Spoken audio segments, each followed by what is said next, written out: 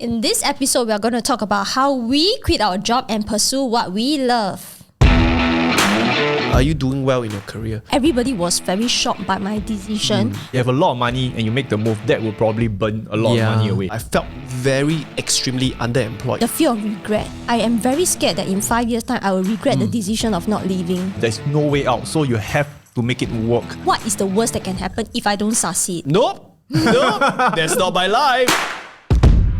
Hi guys, welcome back to this episode of Cafe Money, and in this episode we're going to talk about why we quit our previous job and pursue what we love right now. Benny, what were you doing previously? I was a military regular, we call it this way, which means that I have a full-time career in the army, and I happen to know that Ken, Yeah. he have the same background as well, right, Ken? Yeah. Army, Air Force, and MO. actually 3 of us. Yeah. We're all So- civil servants. 3 of us started our career working for the government, in the government sector for with a very stable rice bowl. Yeah, in right? Singapore we call In it Singapore, iron rice bowl. Iron rice which bowl. means like, oh, this career is gonna be good. You're not gonna get fired ever, and it's gonna be perfect, right? But we all choose to leave this career, and I think it's the biggest mystery about, especially for Ken. Personally, I would love to hear as well, and for a lot of viewers, like, how do we even get started? You know what I mean? How this whole thing even get started? How do Ken even took his first step to leave his career? How do I do it? And how do Qiuyu do it? Right? I think and what we were thinking about at that point in time. Okay, let's start from why. Yeah, the why Reason. for 3 of us is really Yeah. different, you know. I mean, we have a career that a lot of people will consider promising in a way, right? And why do we leave? Starting And I from- think we were all doing well in our previous career as well. So why do we leave? I think you're doing the best, right?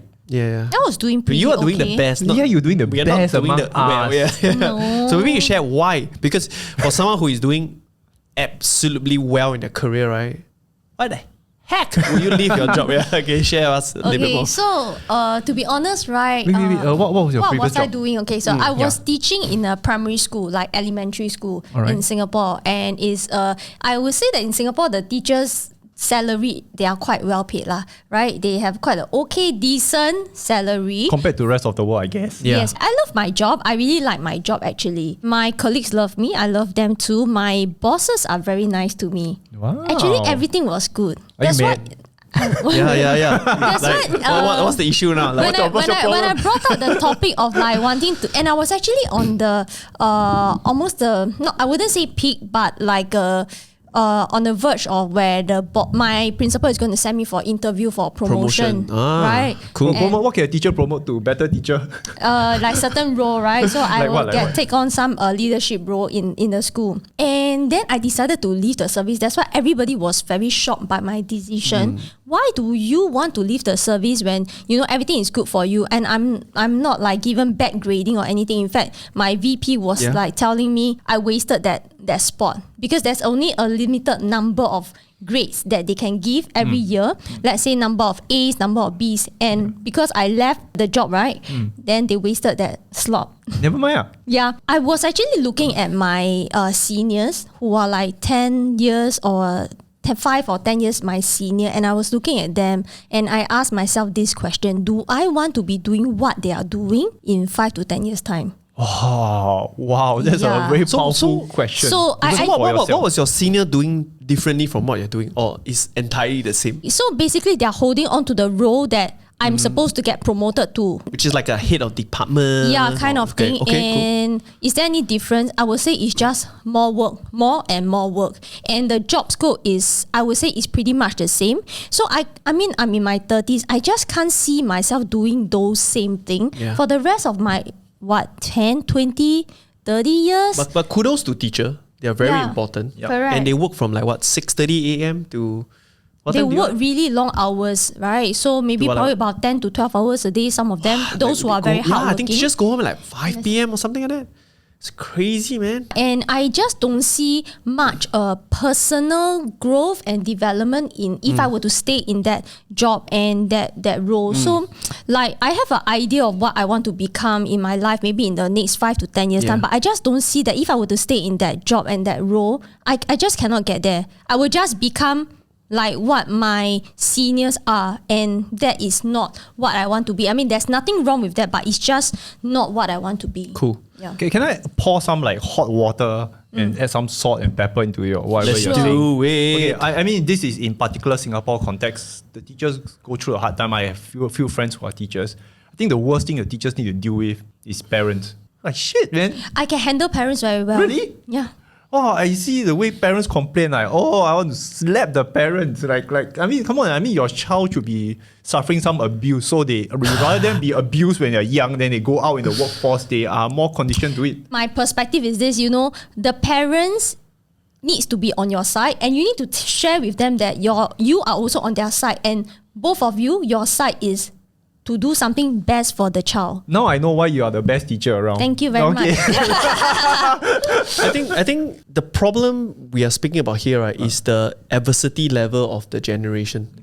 Because none of us been through like wartime or like going to the street to scrape for bread. I mean, let's be honest here. If we are part of the citizenship of Singapore, we are considered privileged globally, right? Honestly, right? Because you can land a job at like 2K, 3K Singapore dollars, and pretty much very low in Singapore, but that is already considered global average at a very high rate, right? I mean, So this is like the privilege, right? And I think the adversity level is so low that people are not, striving out to do more stuff, and they're so worried. Their parents are so worried over their kids to a point that they cripple their kids for making decisions. I've seen so many grown adults that I met, right now after their university, they cannot even make decision for themselves because their whole life, their parents make decision for them. What school, how should they behave, and all that. There's zero decision making. So can you imagine how they survive a resume or interview? Like they're gonna fail.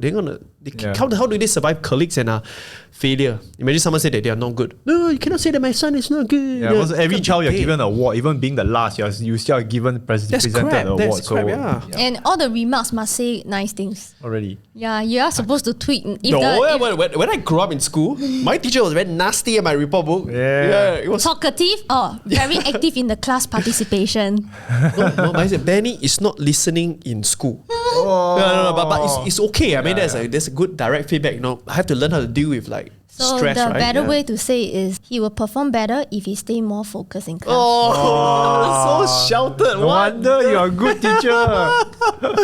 Okay, so we know your why. Yeah. It's an aspiration identity issue. Teachers, right? They take teaching as a lifetime career. Okay. So to me, if I don't make that switch at that point in time, right, I'm more unlikely to make that switch in the later part. I mean, can you imagine you're already in the job for like 7-8 years, and then you continue to stay if I were to continue to stay for like 5 years, the chances of me leaving the service is like what? I don't think I will ever leave the service. So another reason is the fear of regret. I am very scared that in 5 years' time I will regret the decision of not leaving. All right. Of not trying something else. So I didn't leave because I hated my job and I don't like what I was doing. Let me ask you this question. So you were at a juncture where if you stay on, your career will be flying colours and it'll be tougher for you to leave. Am I right to say that? Exactly. So you're at that point whereby That's a good point. if I stay, I have to stay for life. Yes. And if I stay for life, I might regret. Yes. Cool. Okay. You know what I mean? At sometimes like the career advancement, like it's just going to be so sticky that you cannot leave, right? Yeah, because like then your salary increase and you will find that it's harder to go out and find a salary replacement for at the start, right? If I want to switch to something else. So I just decided that it's either now or never. Ooh, nice. I like the story. So for me, I come from a very different point. Nothing to do much with the Air Force. Like I was from the Air Force, and what we need to do is do norms because we cannot do out of the norm stuff. Hello, we are dealing with life and death stuff. So norms are it's a must. I mean, not in everything we do, but procedures and stuff. Yeah. But doing norms every day, the same thing over and over again. Oh shit, I can't deal with that. It was killing me. So I made the call to goodbye and So start. it was monotonous, mundane. Yeah. It was the same old lah. So that's your reason of like, hey, maybe you should strive out to do something different. Yeah, and when I go out, although I might be suffering in terms of lesser pay, but again, I don't really have high expenses, and I kind of like, I never really spend a lot of money in my life.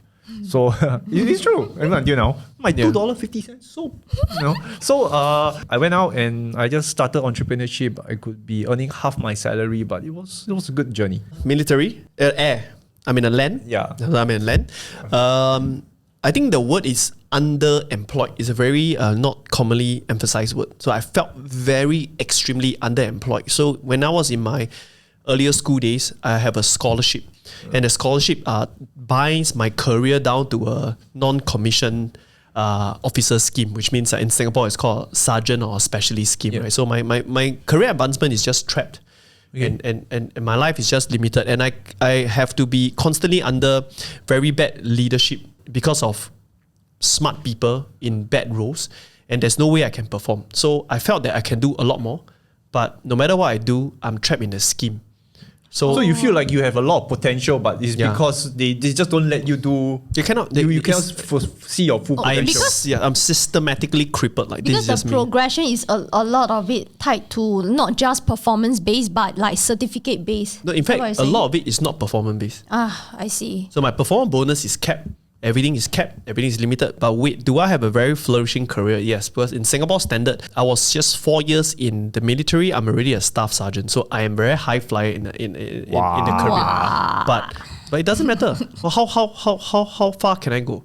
Is it a good career? Yes. Don't get me wrong. Like, it's a very stable career, but I just see myself doing a lot more that there's no opportunity for me because I'm just a sergeant. So I felt very jaded. And the final straw was a warrant officer look at me in my face, in my whole company, and then say this to us, say, hey, you know what, look at my life. I sacrificed so much for the army. I come to work, my daughter haven't even wake up. When I go back home, my daughter is asleep. I don't even see her. I look at him and, nope, that's not my life. You get it? So Thank you very much, sir. Thanks for showing me my future. Right? So that day, I literally said that in my mind, and my decision to quit starts from there, because you have to live your life proper, right? I mean, like, we are not even at wartime.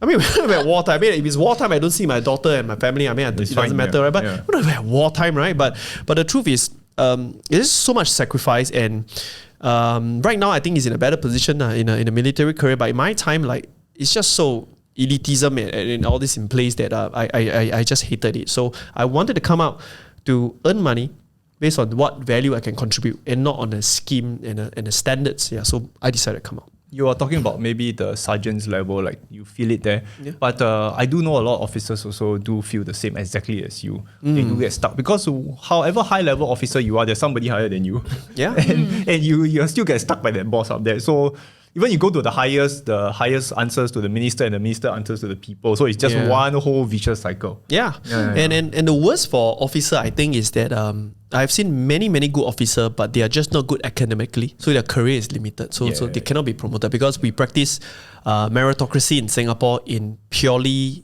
paper certification. I would say like that's 90% weightage, which is not wrong. I think it's cool. I mean, it helps the system to be growing, but I just don't see meritocracy as just paper weight. Yeah, I believe leadership is to be earned and not given. Yeah, and then not like, look at my rank, Yeah, my time was rank is here. Then the rank now comes the here. rank. The rank comes, look at my rank. You get it? I think it's very American style. Yeah, put it in the middle, It's smarter actually though. Because you're supposed to hide your rank, right? Yeah. So that you don't get like shot in the wall. It's smaller here. I mean, left, right, everybody see, oh my god, this is the guy I want to shoot. Imagine you wore the officer rank is up here, bling. Okay, just aim that. I'm gonna shoot that guy. Aim that donkey there. Hey, but anyway, for all the soldiers out there, I think is full respect, especially our overseas, dealing with so many things, sacrificing for our country. I say kudos to you. You do your part. I think serving in your own nation is the most important thing to do, right? And in Singapore as well, I know a lot of fellow comrades, out there, who are still serving the nation. And I have so many good friends who are army regular right now. I just want to say it's an amazing career. It's just my personal beef with my own future, like Qiuyu, my identity in my life that got me to quit. Till today, I respect all my bosses, all my colleagues. It's a very good career that is not suitable for me. Everybody got a different kind of personality. Yeah. And certain personalities fit that role. It's just that not everybody might have the same kind of personality. I guess everybody have also different aspiration. I mean, maybe at the start it matches what you want to be, but I mean, as you go older, I mean, that was the case for me. I just realized that there's some kind of disparity. That's why I decided to leave, right? Yeah, I think quitters are not haters. Yeah. On that, right, I want to talk about like this perspective that people have when you want to quit the job. The perspective that people have on you or put on you when you want to quit a job. Because I remember when I was very new to one of these schools that I was posted to, right? What happened is I heard one of my head of department teacher mention this. If a teacher is supposed to leave the service, this teacher is not meant to be a teacher anyway. Biatch. And I totally disagree with what she said, but I was too new to say anything at that point in time. But here's what I want to say to you. Okay, so you are the educator, right? You're teaching and training all the kids in school to be the next generation that is going to serve the nation. They need a new career. But the thing is, the world is changing so fast. And whatever you are teaching them is going to be obsoleted next time. Right? And if you're a teacher staying in school and that is your one and only career, how are you going to teach them, to be flexible and adaptive in the working world, right? So I don't believe in that, what she say. Yeah. So on the defense, it's more like, it's not so much about all teachers need to quit, but it's more like they need to embrace when teacher leave, it's also a celebration. So the kids have that kind of like, hey, my role model is leaving but doing something bigger. Oh, that should be what I'm doing, right? In fact, on that point, that was my inspiration in school because my teacher had 3 careers before that. He had his own rock band. So he's a hippie, he had long hair. Then he becomes a military career, then he becomes a teacher. So I was like, hey, it's pretty cool, right? Like having different life, like, Yeah, that's right, right? So one thing I thought about is that, the only thing I do is to teach in school. How am I supposed to share stories to my children in school next time if I were to go back? Because, I always think that one day when I retire, I might go back to school to teach, right? Like as a part-time job. But at that point in time, I will have so much life story to share with the children. And it will be very different than, if this is my only job and that is all I do. Actually, it sounds like a pretty cool job. Because you go there and just teach only. You don't need to have the responsibility of head of department. You just do what you love. This is what I call allied educator. In Singapore, I mean. Anyway, so we have our own calling. And I believe that if some of you can resonate with this, then the next question and the main part of this video is then how? Yeah. And when? How? Yeah. So there's different ways. I'll just share my way, her way, and his way. Yep, let's do it. My way, it's a little bit more extreme. I call that burning your boat. You sail to this island and you burn your boat. There's no way out. So you have to make it work. That is the way how I push myself to success. There is just no other way. Do I call it reckless? Often enough, if I feel that I'm not reckless enough, I tend to be very lazy and don't move. So I need extreme moves to kick myself. So you like to push yourself to the corner where you have no other options left, then you will figure a way out. Yes, I work very well in high stress environments. It's just part of my norm. What about you, Benny? Actually, I'm the polar opposite of Ken. Okay. So I know that there will be many Team Ken in the comment. Please type in the comment if you're Team Ken, burn the bridges, right? Maybe there's a few Team Benny. Please type in the comment. I will recommend Team Benny instead, actually. Because it's more... No, I don't know. Actually, I don't know. I don't know what's better. But for my way, I am very conservative because I feel that we have one life. So it's either you burn the boat, right? Or you do it in a way whereby you maximize your one life. So for me, I have my own saving. In fact, I was trying out a few things, exploring my passion in my free time until I kind of get a footing of what I want to do next. And I even did a bit of trying, like just tagging along with friends and all that. Then I finally found my footing. Then I transited out. I just feel very uncomfortable for me to have no income, jump into something that's completely new. Yeah. So that's my way. So I always transit, even for my business switching as well, even to investment as well. So I would never have this point whereby I burn the bridge, burn the boat, right? And perhaps it caused me to be a bit slower. Perhaps it caused me to be a bit slower in my growth, but I feel very comfortable with it. At least I kind of transited, but I take my time, I learn my way, and I feel I always know what's ahead of me. Yeah. I think that's important, especially for most people. Recently, I have this YouTuber friend, she's quite up there. So she was telling me that she had a job to accountant and she slowly transited over when she felt that her YouTube channel was... she transited, no? Yeah. So obviously she's doing a lot better now. Most people, they need the transition. They couldn't take the sudden shock to the system. And I think for most people should be that way. At least you try on a side hustle and try something that you might like. I mean, there's one about cornering yourself to the end, then you make the right move to make sure it's happened. Another perspective is you have money, so you don't make desperate moves, like wrong moves. Sometimes when you're lack of money, you might make some irrational moves and stuff, right? Yeah. The worst part, you have a lot of money and you make a move. It's okay to have a little bit money to make the move, but you have a lot of money and you make the move, that will probably burn a lot of money away. So you just end up spending. You're spending or once you do not know how to. Oh my make god! it, You know what's the worst? People who do this kind of transition. So they are neither burning or they are neither transiting, but they just go all in. So they just take all their saving without any testing ground, right? They just like invest in like some F&B business and just burn all their money. Oh my god! That is bad. Me and Ken have our nightmare shares of our F&B business to let you guys know, like just everybody aspire to be a cafe owner. I don't know what the hell is wrong, right? But that's the worst business to go in F&B. But it's another day for another episode. But Qiuyu, so we are very polarized, very extreme. So how do you transit out? Okay, so I am not too sure if I'm kind of in the middle between the two of you. For me is I live with some kind of a backup plan in mind, which means, right, I will leave and try my best to do, but at the back of my mind, I always know, what is the worst that can happen if I don't succeed?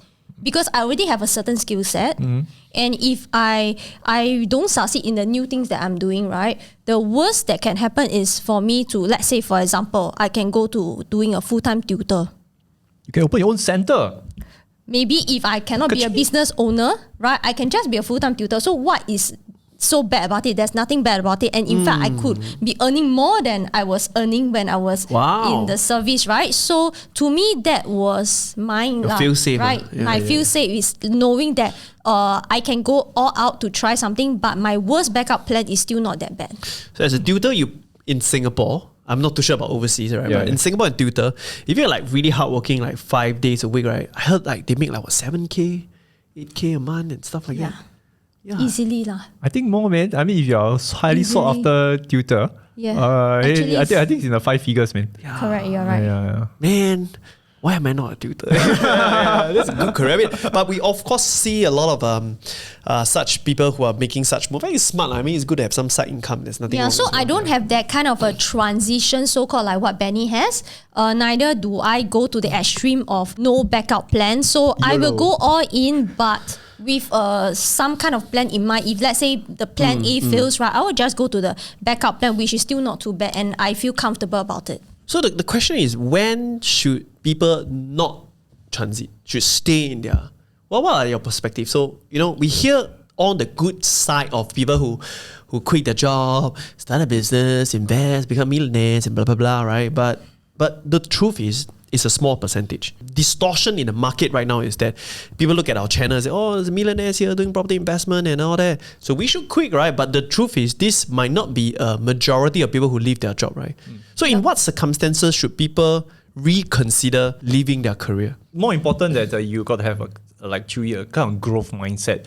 I think it's probably easier to leave. If you do not have a growth mindset, meaning you want to learn something every day, you just want to try and explore, a lot of people are actually in this category. It's okay to stay your 9 to 5 job. Because some jobs, you might act like you're in a Zoom meeting, but you're not in a Zoom meeting. You know, you actually work very little hours. Those are the best. Yeah, you report work at 10:30 and straight away 11:30 you go for a break and you're telling me just now. Yeah, those are the best job, right? Best job, don't quit. I mean, stay the job. But if like you want more in life, you want to YOLO or whatever it is, you really want to seek the extreme, quit your job. I think that if you are the kind that you are choosing to quit because you are always complaining about this and that, and you are like having the mindset that it's always not enough because your colleague is not good enough, the system is not good enough, your boss is not nice enough, then you might need to reconsider, is it really the job or is the problem you? Yeah, go for counseling, man. You might be a Karen. Oh, I tell you, like so predominant in my field. I'll speak from my personal experience. I feel that, when people come and ask me about, should I be an entrepreneur? The first thing I ask them is, are you doing well in your career? Chances are, if you're doing well in your career, you will do well being an entrepreneur. Why do I say that, right? I know it sounds very, very ridiculous, but the truth is to me, because imagine if you are so bad at your job and you're so worst off, and you really cannot get a grip of your discipline to even appear on time and even make things happen, right?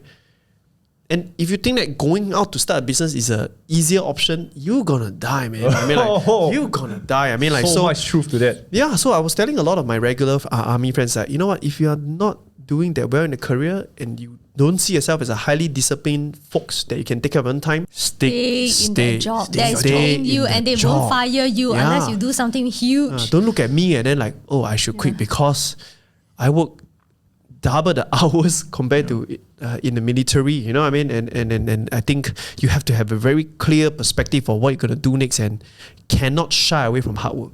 The only time you should come up to me is you decided, right, to don't use your time as a benchmark for money. If you're in it, and like what Ken say, if you have a career that you can take skiving lunch, 30-minute breaks, 1 hour break, right? And you're like working very little. Use those hours to do your own like investment and read up. I think that's the best career, right? Very little time and then like very, very huge extreme. So those are like very good jobs because then you see your hours of working is very little for the money you get, right? So I think that's the. But as an entrepreneur, as investor, right, we totally stretch beyond just time versus money, right? We are talking about value and money. That means how much value you can put into the market to take out money, right? I think that was the only reason why you should leave a job to become an entrepreneur. So, lastly, what is your final advice for people thinking about transition and doing something different in their life?